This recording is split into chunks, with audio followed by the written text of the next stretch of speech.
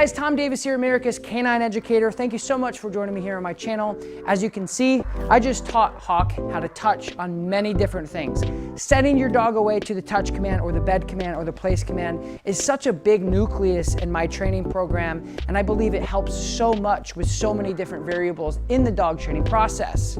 This command is multifaceted in teaching other behaviors and bridging behaviors: place, sit, stay, break, recall, etc. It's really, really great to have, especially if you have friends and family over and you want to send your dog away to a location and they can enjoy themselves by themselves. If your dog is reactive to the door, sending them away instead of telling them, hey, stop barking, because the dog barking at a door is very natural. Being able to give them some sort of counter conditioning and obedience is huge. So this is one of those things that I just love. It's probably my second favorite command to teach a behavior. So that's what I'm teaching you guys today. I hope it's valuable. I hope you enjoy it. Here we go.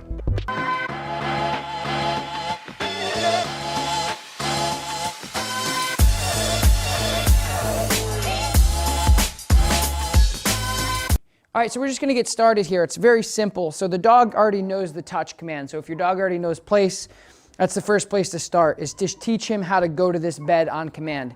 It doesn't really matter what you use. As far as a command goes, you can use whatever: spaghetti, gumball, bed, place, whatever. But in this case, he knows touch because we worked on touchpad when he was younger with this healing foundation. So I just want to show you what that looks like really quick. Break. Good. Hawk, go touch. Yes, good touch. But he doesn't know how to do it from a distance. And when we're doing the touch command or the bed command from a distance, that's really what we're after when we're teaching the dog the behavior in the first place, because you're able to just send your dog away at any given time, at any given place. So it's really nice to use when you're having company over, or if you just want the dog out of your face and into the bed if you're eating dinner, or anything of any nature of those things. So he's going to have a hard time painting the picture of going to the place command from, let's say, over here. But let's see where he's at. Hawk, touch. Good. So you see how he's like, what's touch from here? And that's not because he doesn't know it that well. He's just never seen the picture from that distance, which is very normal for dogs. But unfortunately for dog owners, it becomes very frustrating because you would think that if a dog knows touch, Hawk, and touch here, yes, good, break, then they should know touch from here. Hawk, go touch. But they don't. It's just a little confusing because they just haven't seen that picture from this distance. So I'm just going to really simply help you paint that picture for your dog so you guys can practice this at home. So all I'm going to do is just what I call connect the dots. So if he can do it from here but not here, I got to connect these dots in between. So I'm simply just going to go from an area, show you where he knows it. Hawk, touch. When he gets there, you pay him. Yes, good touch, good. Now, I don't really care if he sits or downs or whatever. I just want him on this place command or on this touch command. Okay, break. Good. Now I'm going to go from a further distance. I'm going to see if we can connect that dot. Hawk, go to your touch. Yes, good touch.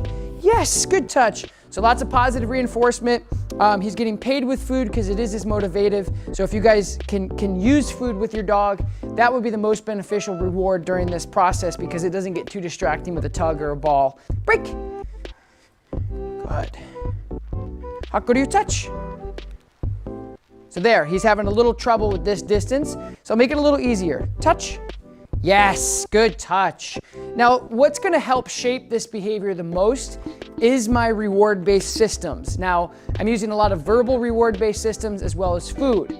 So when I get from a distance here and I say, hey, go do this, and he's unsure, I get a little closer and then I send him and he does it and I reward him heavily, both verbally and with food motivation. So what he's going to realize is, hey, this little touch thing that this guy wants me to do, I have to do from everywhere to get paid. Go touch. Yes, good touch. Yes, good touch. Good job. Good. So as I move to different spots, it's going to make him more versatile in the behavior and it's going to help him capture it further that when I say touch, he's got to get on that pad no matter where I'm at. So that's what I'm doing is I'm mixing it up a bit. Break. Good man. Good. Now I'm going to go the furthest. And what I like to do when I'm doing something far away, such as this, is I'll just actually move towards that direction, almost like I'm bowling, like I said, and I kind of just release the bowling ball and hopefully he gets there.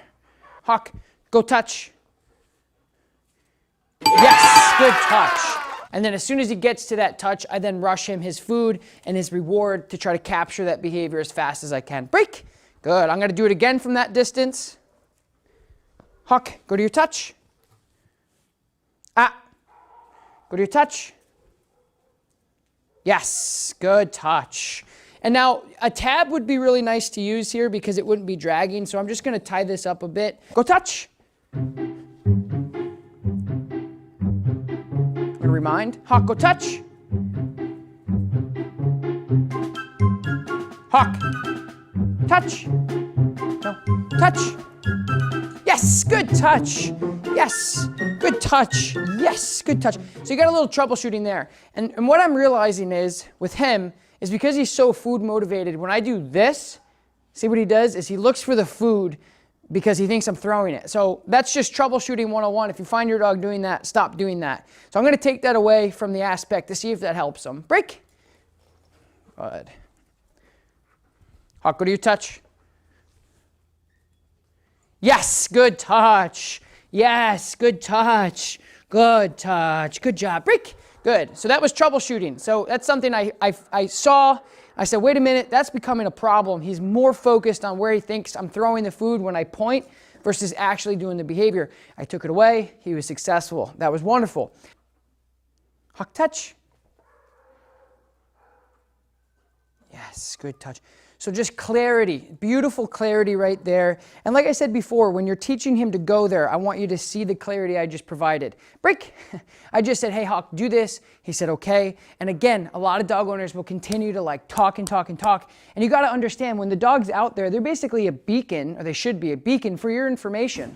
So when you're doing all that stuff and you're saying, hey, Hawk, do this, hey, Hawk, do this, or dog, do this, dog, do that, and reinforcing that, it can kind of get confusing and very muddy in the water, if you will, because they're trying to focus. You said, okay, I'm going to go do this. Okay, now what?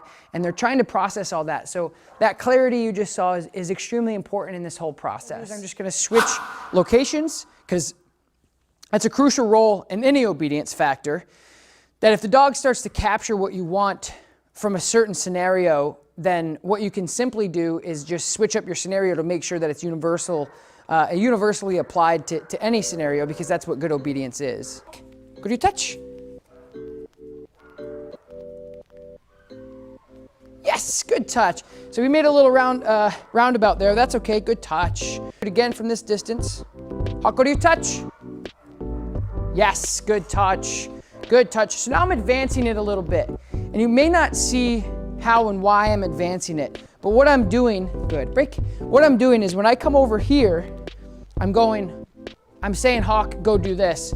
And I'm not following him up as fast. And I'm also not really indicating that I have anything. I'm just telling you, hey, go there. And he goes there. So what that does is it kind of proofs the idea of him knowing the behavior. Instead of adding all these complexities to like, here's food or pointing or rushing him behind to get him there. Now what I'm doing, Hawk, go touch. Yes, good touch. So again, hands behind my back, very, there's no emotion coming out of me to like really motivate him to do it. I'm just saying, hey, go do this, and he does it. And then I follow him up after he's there and he looks at me from a distance. So what I feel like it helps the dog understand is he's seeing me. So I think the gap is this, is he's seeing me from there, even though I told him to go here. And that's the same thing when you're trying to teach a dog how to sit and they don't want to sit away from you. So 10 times out of 10, you teach a dog to sit right here, right? Sit, sit, sit, sit, sit. So when you ask a dog to sit when they're far away from you, they've never seen that picture, so it's weird for them and they don't really know how to achieve it. So my point is in the dog's brain, when I tell him to place, and then he places and I'm still over there, he's kind of going, oh, like I can do this behavior with you being far away. And what I'm doing is I'm helping him shape the behavior in a more realistic situation, because that's going to be reality. Sit down at the dinner table, hey buddy, go to your bed. They go there. Somebody knocks at the door, you send them away, etc. So I'm going to keep working at that from that distance and see how we do. Can go touch. Yes, good touch, buddy. Good touch. And now I'm painting him a further picture by standing here. Good touch, rewarding him verbally, and then I will go and give him motivation. And in the future, I'm not going to give him any food. I'm just going to say good touch. So that's why I'm starting to break things down and compartmentalize that. I want him to see the picture that I'm just going to tell him good touch and not give him food at some point, because that's not realistic to carry around food in your pocket. That's just silly. So I'm just going to keep exercising this and get further and further away. You guys kind of get the idea. And then I'm going to show you another trick here at the end to help capture this as well. Okay. Okay, so you guys get the point. So all I'm doing is I'm literally connecting the dots, and I'm getting incrementally better and better and better at each location. Now, if you're doing this at home, you can simply do this starting in right next to him, further away, out of the room, out of the next room, so on and so forth. And then you extend at your own pace. So now, last but not least, I'm just gonna show you guys a quick trick to capture the behavior, to how to teach the dog to place on pretty much anything. So what this does is, like, when I have, he's not necessarily mine, but my personal dogs, I can pretty much point to anything in the room, and as long as it's elevated off the ground, they will get onto it. So I'm just gonna show you how to start creating that, hey, go touch here, so the dog knows, like, no matter where I say touch, they have to go. And all you simply have to do is just get another place command and put it down. I'll show you right now. I'm just gonna send him back and forth via basically point and voice inflection. Hey, go here, hey, go here, hey, go here. And I'm just gonna teach him how to bounce off different things, because in the future, if I'm out for a walk and I wanted to go into a stump because there's oncoming dogs or anything, I like to be able to touch and place my dog on pretty much anything. So that's what I'm gonna demonstrate right here really quick. Puckin, go touch. He's like, huh? Yes, good touch. Yes, so this could be rapid fire. I'm gonna do this really quick to really hammer it in. Huckin, go touch. Yes, good touch. Huck, go touch. Yes, good touch. So you guys are noticing my finger now. Go touch. As I'm starting to send him away. Yes, buddy, good touch. Well done. Huck. You can just add in something else. Like, this is a little bit more realistic when you're training. And again, if you have service dogs or therapy dogs or dogs you're working on environmentals, it's nice to be able to get them confidently touching on different things and different items, different materials on their pads, etc. Huck, touch. Yes, good touch, good. All right, so now I'm just gonna add another little cot here. So different material, different look, different everything. And now I'm gonna do basically 4, but I'm gonna extend them out a little bit because I feel confident that he knows what to do. So this is just the advanced stuff. This is proofing. Again, I've worked with this dog for a bit now, and I know his capabilities. So I'm taking it a little bit advanced.